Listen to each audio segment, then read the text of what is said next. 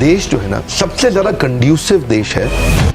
पिछले 10 साल में जितना देश बदला है उतना 100 साल में नहीं बदला होगा। आइडिया बहुत अच्छा भी हो और इरादा भी बहुत मजबूत हो तो भी चांसेस है कि आपका बिजनेस फेल हो जाए। कई बार क्या होता है, प्रोडक्ट आप ले आते हो, कस्टमर बोलता है अच्छा है लेकिन मुझको चाहिए नहीं। हम काका को सीईओ नहीं बनाते। Man power can make you super power.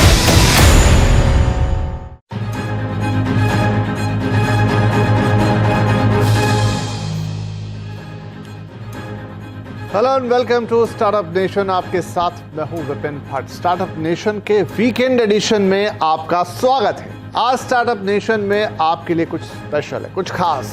जाने माने motivational speaker, business leadership coach और बड़ा बिजनेस.com के फाउंडर विवेक बिंद्रा ने से हमने लिया है ढेर सारा स्टार्टअप ज्ञान। इस बातचीत को बहुत ध्यान से सुनिएगा क्योंकि इसमें हमारे स्टार्टअप गुरु ने बताए हैं एक सक्सेसफुल स्टार्टअप के सारे गुर।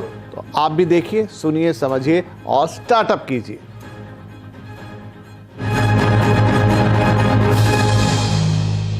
स्वागत कीजिए मेरे साथ डॉक्टर विवेक बिंद्रा का। सर बहुत स्वागत है आपका and we are really happy to have you on the startup nation. तो सबसे पहला सवाल मैं आपसे यही लेकर आता हूं कि जो इस समय देश का स्टार्टअप है या देश का यूथ है उसके लिए अपॉर्चुनिटीज के जो रास्ते खुल गए आज, क्या वैसा कभी पहले माहौल देश में था या वैसे कभी मौके देश में थे? स्टार्टअप पे जो आपने प्रश्न पूछा, आज पहली दफा ऐसा हुआ है कि कैपिटलिज्म विदाउट कैपिटल का जमाना आया है। ये पहली बार ऐसा हुआ है। और दूसरा, हमारा देश जो है ना मैक्रो इकोनॉमिक्स जो है उसके हिसाब से सबसे ज्यादा कंड्यूसिव देश है आने वाले समय में स्टार्टअप्स को बिल्ड करने के लिए। एंटरप्रेन्योरशिप बहुत जबरदस्त है यहाँ पे। रीजनल एंटरप्रेन्योर्स हैं, उनको ग्लोबल बनना बाकी रह गया है। मॉडल्स बिल्ड करने सीख रहे हैं, थोड़े चेंजेस ला करके उसको स्केल किया जा सकता है। जो पहले माहौल हुआ करता था उससे आज पिछले 10 साल में जितना देश बदला है उतना 100 साल में नहीं बदला होगा। स्टार्टअप्स के लिए बहुत कंड्यूसिव समय है। एक अच्छा आइडिया ज्यादा जरूरी है या एक मजबूत इरादा? क्योंकि बहुत सारे अच्छे आइडिया बिना इरादे के दम तोड़ देते हैं। एक्चुअली अगर मैं फंडामेंटली इसको आंसर करूं, आइडिया बहुत अच्छा भी हो और इरादा भी बहुत मजबूत हो तो भी चांसेस है कि आपका बिजनेस फेल हो जाए। ओके। क्योंकि फंडामेंटली आपको क्या चाहिए? आपको चाहिए कंज्यूमर की वो बर्निंग प्रॉब्लम जिसको आप सॉल्व करें, जो कस्टमर आपके बिना अपने आप सॉल्व ना कर पाए। ठीक है, पहला फंडामेंटल ये होना चाहिए। अगर आप दुनिया की कोई भी बेस्ट ऑर्गेनाइजेशन को देखें जिसने मोनोपोली क्रिएट करी है मार्केट के अंदर, उसने 2 प्रश्नों का उत्तर दिया है। पहला, कस्टमर की बर्निंग प्रॉब्लम क्या है। दूसरा, ऐसे कैसे सॉल्व करूं कि कस्टमर मेरे बिना अपने आप सॉल्व ना कर पाए। दूसरा थोड़ा लंबा स्टेटमेंट है तो रिपीट करूंगा, ऐसे कैसे सॉल्व करूं कि वो मेरे बिना अपने आप ना कर पाए सॉल्व। तो वहां से उसके बाद फिर उसको एग्जीक्यूट करने का समय आता है। उसके प्रोडक्ट्स लेने हैं, छोटा छोटा उसके एमवीपी जिसको बोलते हैं मिनिमम वायबल प्रोडक्ट। एमवीपी का साधारण भाषा में अर्थ हो गया कि क्या कस्टमर मुझको एडवांस देने को तैयार है जो मैं नया प्रोडक्ट लेके आ रहा हूं? क्या कस्टमर मुझको थोड़ा डिपॉजिट देने को तैयार है जो मैं प्रोडक्ट लेकर के आ रहा हूं? क्या कस्टमर लेटर ऑफ इंटेंट देने को तैयार है कि मैं आपसे खरीद लूंगा? क्या कस्टमर, क्योंकि कई बार क्या होता है, प्रोडक्ट आप ले आते हो, कस्टमर बोलता है अच्छा है लेकिन मुझको चाहिए नहीं। ये बात होती है। बिल्कुल। तो यही है कि तो जो मैं समझा यहां तक कि सबसे पहले आप प्रॉब्लम को आइडेंटिफाई करें, फिर उसका सॉल्यूशन आप निकालें और फिर ये देखें कि ये सॉल्यूशन कोई आपसे खरीदने के लिए तैयार है कि नहीं। राइट। बहुत अच्छा है। खरीदने के लिए तैयार कस्टमर, हाँ, इन्वेस्टर नहीं अभी। हाँ, कस्टमर। पहले कस्टमर को खरीदने के लिए मेरी कंपनी भी आएंगे बाद में लोग, लेकिन पहले कस्टमर खरीदने को कितना जल्दी तैयार है वो बहुत इंपॉर्टेंट है। क्योंकि देखिए, the dog will decide the dog food. Okay. आपने बहुत अच्छा खाना बनाया, आपने कुकुर को, उस पशु को कहा भाई कुत्ता आ जाओ यार प्लीज खाओ इसको, बहुत अच्छा बनाया मैंने, बहुत पैसा लगाया इसमें, बहुत पौष्टिक है आपके लिए, बट द डॉग में से नहीं यार मेरे को पसंद नहीं है ये खाना। Let the dog decide the dog food. थोड़ा कठोर लगता है सुनने में पर बात बड़ी सरल है।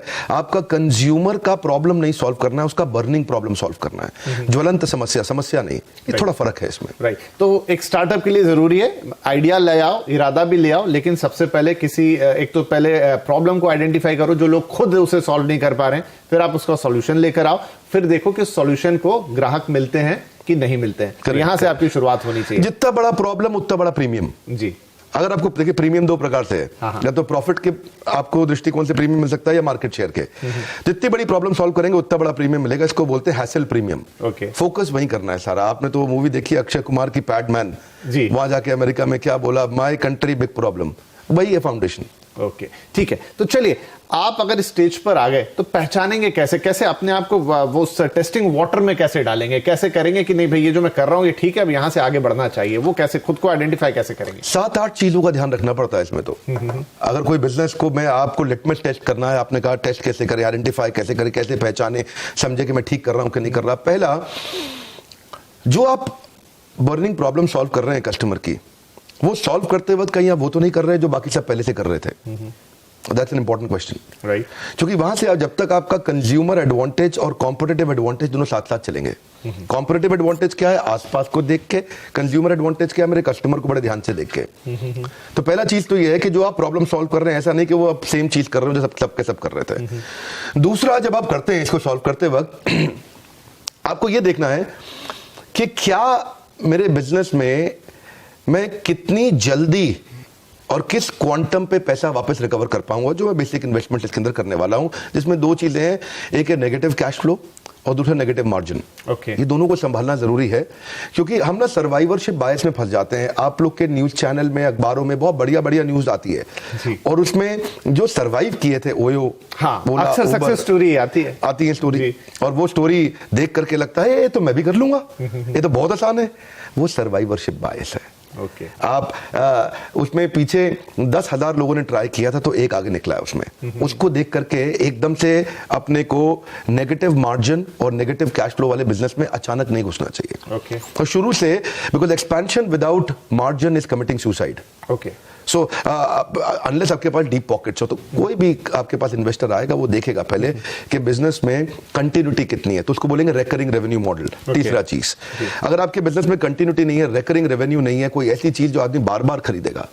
अब शेव जो है आपको रोज करनी है, आपने रोज स्टूडियो पे आना है विपिन जी, आप शेव किए बिना कैसे आएंगे? नहीं आ सकते। तो अब वो रेजर है जो उसके लिए जरूरी है, उसको रोज खरीदना है। क्या आपका प्रोडक्ट ऐसा है जो साल, 2 साल, 5 साल में एक बार लेगा, या फिर वो एक ऑप्शन है कि कंपल्शन है कस्टमर के लिए? बहुत इंपॉर्टेंट चीज है। राइट। आपका प्रोडक्ट एक ऑप्शन है कि कंपल्शन है? आपका प्रोडक्ट ऑक्सीजन है कि नहीं है? फिर इसके बाद ये देखना है जो आपकी जो मार्केटिंग कैंपेन है उसमें influencer, decider, buyer, consumer, initiator कौन कौन है, यानी कि आपका डिसीजन मेकिंग यूनिट कौन है। ऐसा ना हो कि आप जिसके साथ जिसको माल बेच रहे हो वो डिसाइडर ही ना हो, डिसाइडर उसके बिहाफ पे कोई और हो, तो पैसा ज्यादा खर्च हो जाएगा।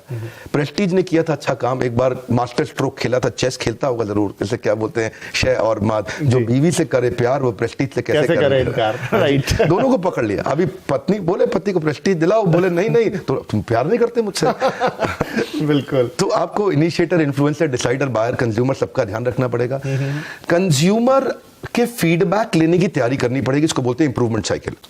अगर आप फीडबैक की तैयारी नहीं कर रहे, क्योंकि कस्टमर सिग्नल देता है, अच्छी कंपनी, अच्छा ब्रांड प्रोडक्ट बना देता है। आई से वन मोर टाइम, क्योंकि मैं गोल्डन स्टेटमेंट दोबारा बोलता हूं। कस्टमर सिग्नल देता है, अच्छा ब्रांड प्रोडक्ट बना देता है। जब कस्टमर सिग्नल देता है, कमजोर ब्रांड उसको इग्नोर कर देता है। कस्टमर आपसे वही मांगेगा जो कोई नहीं दे सकता, और अगर आपने वो दे दिया, हाईएस्ट हेडरूम ऑफ ग्रोथ है, क्योंकि वो कोई दे नहीं सकता। तो आपको ढक्कन खोलना पड़ेगा। अपन क्या बोलते हैं, मेरी ट्रेनिंग प्रोग्राम में बोलते हैं कि जितना ढक्कन मोटा उतना धंधा छोटा। You got to start asking this solution oriented questions. जब आप फंडिंग की तैयारी कर रहे हैं, जब आप अपने इन्वेस्टर की तरफ जा रहे हैं, तो आपको कैसे वो तैयारी करनी चाहिए ताकि आपका जो तीर है वो निशाने पे लगे जाके? बहुत अच्छा। देखिए, इन्वेस्टर के पास जाने से पहले कुछ चीजों को इंपॉर्टेंट समझना है आपको। इन्वेस्टर उस बिजनेस में इंटरेस्ट नहीं लेता जो ट्रांजैक्शनल है नेचर में। ओके, जिसमें माल दो पैसा लो, माल दो पैसा लो। अगर आपका बिजनेस का फॉर्मेट जीव जीवस्य जीवनम शास्त्रों में बताया गया है, जब एक जीव का जीवन दूसरे जीव के जीवन पर निर्भर होने लग जाए, जिसको बोलते हैं इकोसिस्टम। इकोसिस्टम तो हम रोज चर्चा करते हैं, आप बिजनेस न्यूज चैनल में करते हैं, हम भी अपने ट्रेनिंग में करते हैं। इकोसिस्टम का फाउंडेशन समझना जरूरी है। फाउंडेशन है एक जीव का जीवन दूसरे जीव के जीवन पे निर्भर कैसे करे, ताकि सब लोग इकट्ठे मिलकर उसको इवॉल्व करें। दुनिया की 10 सबसे बड़ी कंपनी में से अगर आपने 5 उठा लें, अल्फाबेट मतलब गूगल, प्रोजेक्ट नहीं है, प्लेटफॉर्म है। माइक्रोसॉफ्ट प्रोजेक्ट नहीं है, प्लेटफॉर्म है। एप्पल का iOS प्रोजेक्ट नहीं है, प्लेटफॉर्म है। फेसबुक प्रोजेक्ट नहीं है, प्लेटफॉर्म है। अगर आप दुनिया की 10 में सबसे बड़ी 5 कंपनी उठा लें तो सब प्लेटफॉर्म्स हैं। वो एक ऐसे इकोसिस्टम है जहां दूसरे लोग मेहनत कर रहे हैं, मल्टी साइडेड ट्रांजैक्शंस हो रही हैं, जिसमें डिस्कनेक्टेड लोग कनेक्ट हो रहे हैं, अनकनेक्टेड लोग कनेक्ट हो रहे हैं, मल्टी साइडेड ट्रांजैक्शंस हो रही हैं। पता नहीं, ये शायद मैं साधारण भाषा में बोलने का प्रयास कर रहा हूँ उसको। जी, जैसे यूट्यूब है, राइट। मैं यूट्यूब पे इस समय वर्ल्ड का नंबर 1 एंटरप्रेन्योरशिप चैनल है, पर मैं सफल क्यों हुआ उसमें? बड़ी सिंपल सी बात है, यूट्यूब ने एक प्लेटफॉर्म बनाया, राइट।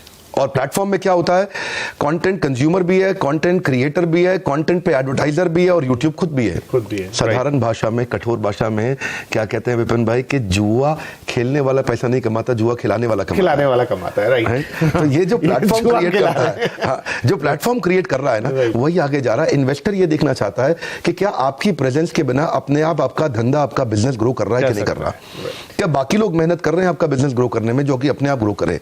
जब ऐसे फॉर्मेट्स आते हैं तो इन्वेस्टर एकदम एक्साइटेड हो जाता है, अरे कुछ है इसमें, दम है, तो वो सुनता है उसके बाद। नहीं, बड़ी गहरी बात कही आपने। तो आप जब इन्वेस्टर के पास जा रहे हो, जो मैं देखता हूं स्टार्टअप नेशन पे कई इन्वेस्टर्स आते हैं, लेकिन वो मैं सबसे पूछता हूं कि आपके पास जब कोई आता है प्रपोजल लेके, तो आप क्या देखते हो? शायद 100% जवाब आया कि सबसे पहले हम टीम देखते हैं। क्या आप इस बात से एग्री करते हैं? बहुत खूब। रामू काका को सीईओ नहीं बनाते। बहुत सारे छोटे बिजनेसमैन यही कर रहे हैं। वो अपने पुराने भरोसेमंद आदमी को देख रहे हैं, और रामू काका थे उनके, और उसी को लगभग आगे बढ़ाए जा रहे हैं। ये रामू काका गल्ला संभाल लेंगे। बहुत इंपॉर्टेंट है, अकबर ने अपने नवरत्न बिल्ड किए, क्या आपके नवरत्न तैयार हैं? आपकी और man power can make you super power. ये बहुत इंपॉर्टेंट प्रिंसिपल है, क्योंकि देखिए अल्टीमेटली एक एंटरप्रेन्योर को डूइंग से बाहर निकल के एनेबलिंग पे आना है। क्योंकि जब तक वो खुद करेगा एक्टिव इनकम है, जब वो एनेबलिंग पे आता है तो पैसिव इनकम है, तो ऑर्गेनाइजेशन ग्रो करता है। तो कैसे आप एक हाई परफॉर्मेंस टीम तैयार करते हैं, वो लीडरशिप कैसे बिल्ड करते हैं जो आपकी प्रेजेंस के बिना बिजनेस को स्केल करने के लिए सक्षम हो। तो चलिए, सब कुछ हो गया, आपने अच्छा आइडिया ले आया, सॉल्यूशन ढूंढ लिया, पैसे भी मिल गए, टीम भी बन गई, धंधा चल निकला। लेकिन बावजूद उसके सर हम देखते हैं कि बहुत सारे स्टार्टअप्स एक समय तक तो बड़ा अच्छा करते हैं, बड़े प्रॉमिसिंग दिखते हैं, लेकिन फिर नीचे चले जाते हैं। क्या गलती होती है? बहुत सिंपल है जी, बड़ा सरल है। एक गोल्डन स्टेटमेंट है, याद रख लें। आज आपके माध्यम से चैनल पे मैं सबको कहना चाहूंगा, जिंदगी भर के लिए याद रखें, पहला प्रोडक्ट फाइनल प्रोडक्ट नहीं होता। ओके, पहला प्रोडक्ट फाइनल प्रोडक्ट नहीं होता। हॉकी की स्टिक पहले नीचे आती है, बाद में ऊपर जाती है। जे कर्व जिसको बोलते हैं बिजनेस में, वो पहले नीचे आता है, बाद में ऊपर जाता है। कोई भी बड़ा ब्रांड जहां से शुरू हुआ था, आज वही प्रोडक्ट नहीं बेच रहा, सब इवॉल्व कर चुके हैं। कोई भी मोबाइल ऐप जो बढ़िया है, वो जो पहले आपने करी थी, उसके बाद कई नए वर्जन आ चुके हैं। इसको बोलते हैं इंप्रूवमेंट साइकिल। 3 प्रश्न चाहिए आपको, what went well, what went wrong, what could be improved. WCBI। क्या अच्छा हुआ, what went well, what went wrong, what could be improved. क्या अच्छा, देखिए दो जो अच्छा बुरा हुआ पीछे देख लिया, अभी क्या चेंज ला सकते हैं, इसको अपन बोलते हैं NNB positive, next new better. Okay, आपका ब्लड ग्रुप क्या है? मेरा बी पॉजिटिव। मेरा है NNB positive. Okay, NNB positive क्या है? Next new better. अपनी टीम को बार बार पूछना है आपस में बैठ के, आओ बैठो, अभी क्या नेक्स्ट करें, क्या न्यू करें, क्या बेटर करें। इसका मंथन करना जरूरी है। महीने में एक दिन तो आपको बैठना ही पड़ेगा कि कस्टमर के सारे टच पॉइंट्स आइडेंटिफाई कर लो। कंज्यूमर किधर से फीडबैक दे रहा है, उन सबको इकट्ठा करो, और next new better, what could be improved, इस पे क्वेश्चन करो। कई बार यहीं से प्रोडक्ट बन के निकल के आएगा। प्रोडक्ट कंपटीशन को देख के नहीं बनाते, कस्टमर के सिग्नल को देख के बनाते हैं। कस्टमर क्या फीडबैक दे रहा है, फीडबैक को फीड फॉरवर्ड में कन्वर्ट करना है। Complain is a gift, catch it. Golden statement क्या है? Complain is a gift, catch it. आपको ये मानना ही पड़ेगा, आपका प्रश्न को मैं समराइज करता हूं उत्तर को मैं, कि मानना ही पड़ेगा कि बिजनेस में प्रॉब्लम आएगी। बिजनेस फेल होएगा क्योंकि पहला प्रोडक्ट फाइनल नहीं होता। तो इसलिए पहले पायलट एक्सपेरिमेंटेशन करिए, स्केल अप नहीं करिए, बिकॉज स्केल किल्स।